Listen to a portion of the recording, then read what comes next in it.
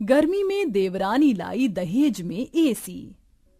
अरे राधिका कहाँ है तू? आराध्या कहाँ हो तुम दोनों? अरे कोई एक कप चाय बनाकर मुझे पिला देगा या नहीं? राधिका अपने कमरे से बाहर आती है। माँ जी, आपका एक कप चाय की वजह से हमें चूल्हा जलाना पड़ेगा और गर्मी में पसीना पसीना होना पड़ेगा। आपको पता है कितनी गर्मी हो रही है। तभी आराध्या भी अपने कमरे से बाहर आती है। सही कहा राधिका तुमने। माँ जी, बहुत गर्मी हो रही है। इस बार तो गर्मी ने हद ही पार कर दी है।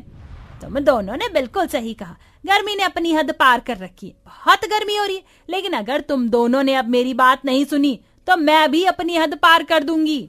ये सुनते ही राधिका और आराध्या चुपचाप से रसोई में जाती हैं और अपनी सास के लिए चाय बनाना शुरू कर देती हैं। हे भगवान, वैसे गर्मी तो सच में बहुत हो रही है।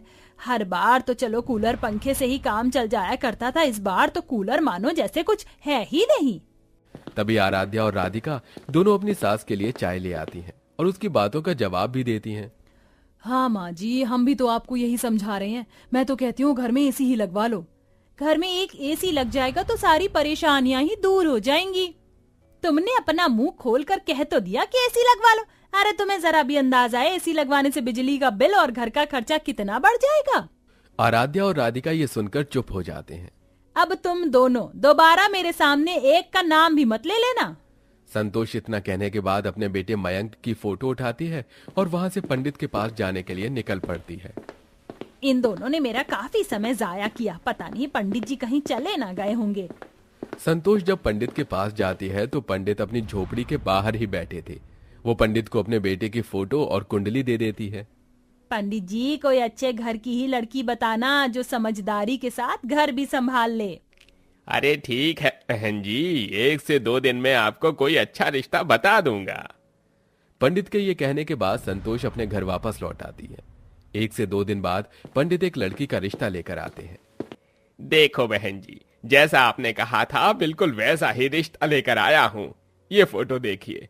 अपने बेटे मयंक से बात करके भी बता दीजिएगा, फिर मैं बात कर लूंगा लड़की वालों से। ठीक है पंडित जी, मैं आपको कल ही बताती हूँ। रात को जब मयंक घर पर आता है तो संतोष उसे लड़की की फोटो दिखाती है। तभी मयंक उसे अपनी प्रेमिका श्रेया के बारे में बताता है। माँ, मैं ये आपको अभी नहीं बताना चाहता था, पर आप मेरी शादी के लिए जल्दी कर रही हैं, तो बता रहा हूँ कि मैं अपने बॉस की बेटी श्रेया से प्यार करता हूँ और वो भी मुझसे बहुत प्यार करती है और हम एक दूसरे से शादी करना चाहते हैं। पर क्योंकि वो अमीर घर से है तो उसके पिता पता नहीं इस रिश्ते के लिए हाँ करेंगे या नहीं। कोई नहीं बेटा, तेरी और श्रेया की शादी होगी, मैं करवाऊंगी। बस तुम उसके पिता को घर बुला लो। ठीक है माँ, आई लव यू माँ सो मच। मयंक और श्रेया दोनों मयंक के घर जाने के लिए श्रेया के पिता आनंद को मना लेते हैं, जिसके बाद लड़की के पिता संतोष के घर आते हैं।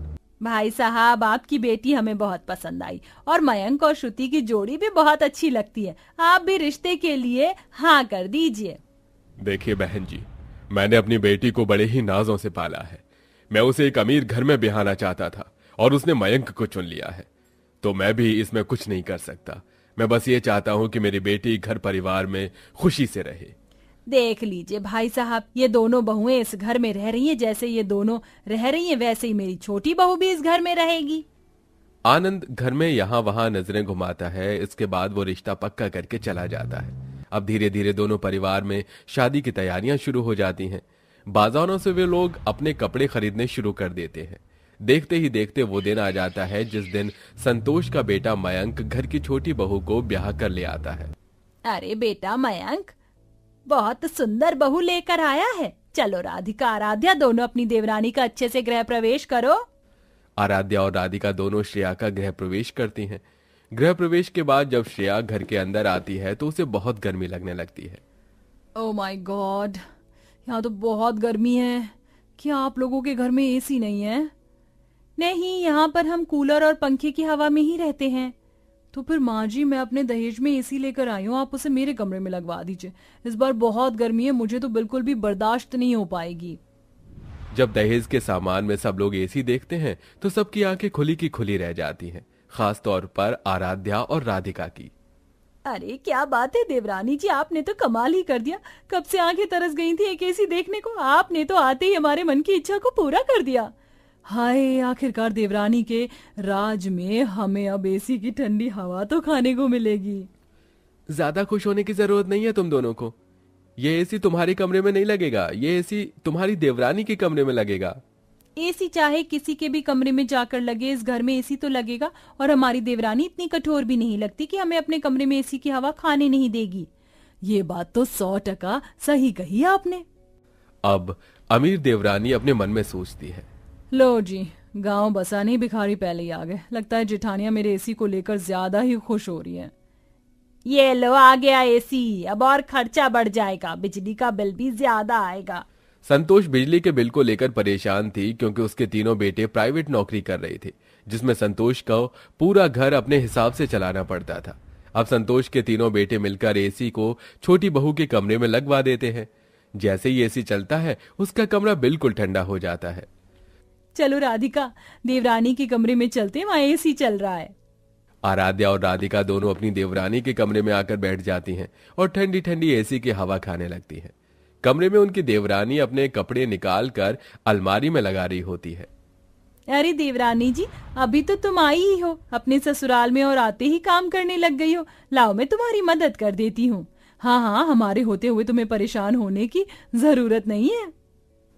इस तरह आराध्या और राधिका दोनों एसी की हवा खाने के लालच में अपनी देवरानी के काम करने लगती हैं। अरे वाह, ये तो बहुत अच्छा हुआ। अब इन दोनों को मैं एसी के लालच से अपनी उंगलियों पर नचा सकती हूँ और अपने सारे काम भी करवा सकती हूँ। भले ही ये दोनों मेरी जेठानी होंगी, लेकिन लालच में ये मेरे सारे काम करेंगी। इस तरह श्रेया अब रोजाना राधिका और आराध्या को अपना कोई ना कोई काम बता देती हैं। देखो आराध्या दीदी और राधिका दीदी, मुझे खाना बनाना नहीं आता, आपको तो पता है ना। अभी पहली रसोई की रस्म होनी बाकी है कि आप दोनों मेरे लिए खाना बना दोगी, फिर आप दोनों आराम से एसी की हवा खा लेना। हाँ हाँ, क्यों नहीं। ये देखो, अभी 10 मिनट में किस तरह हम दोनों का खाना चूल्हे पर बनाते हैं। तुम बस परोस देना, किसी को पता ही नहीं चलेगा कि खाना हमने बनाया है। इस तरह आराध्या और राधिका दोनों चूल्हे पर खाना बनाते हैं और बनाने के बाद श्रेया को बता देते हैं। अब श्रेया खाना अपने हाथों से सभी को परोसती है, जिसके चलते सबको ये लगता है कि खाना श्रेया ने बनाया है। अरे वाह, खाना तो बहुत स्वादिष्ट बना है। अरे खाने का टेस्ट भी जाना पहचाना सा है, जैसे हमारी पत्नियों ने ही बनाया हो। नहीं नहीं, ये खाना मैंने बनाया है। खाना स्वादिष्ट है, ये लो बहू अपना शगुन। संतोष अपनी छोटी बहू को शगुन दे देती है। अरे आराध्या और राधिका कहीं दिखाई नहीं दे रही, उन दोनों को खाना नहीं खाना है क्या? माँ जी, वो मेरे कमरे में है। जब से एसी लगा है कमरे में, उन्हें वहां से बाहर आने का मन ही नहीं करता। श्रेया इस तरह कहकर ये दिखाती है कि उसकी जेठानियां कोई काम नहीं करती, जिसके चलते संतोष उन्हें सुनाने पहुंच जाती है। जब देखो तुम दोनों एसी की हवा खाने में ही लगी रहती हो। चलो अब इसे बंद करो और खाना खाकर अपने कमरे में जाओ। इस तरह चालाकी से देवरानी अपनी जेठानियों से अपने सारे काम भी करवा लेती है और उन्हें अपने कमरे में भी नहीं रुकने देती। ऐसे ही कई दिन तक चलता रहता है। एक दिन इस बात का पता संतोष को चल ही जाता है। दीदी, आप दोनों मिलकर मेरे हिस्से का काम और कपड़े धो देना, मैं शॉपिंग करने जा रही हूँ। काम होने के बाद आप दोनों एसी में आराम से बैठ जाना। श्रेया इतना कहकर चली जाती है, जिसके बाद संतोष ये सब देख लेती है। अच्छा, तो ये बात है। देवरानी एसी का लालच देकर जेठानियों से सारे काम करवा रही है। उसी दिन घर में बिजली का बिल भी आता है। बिजली का 1 महीने का पूरा 20,000 रुपए का बिल होता है।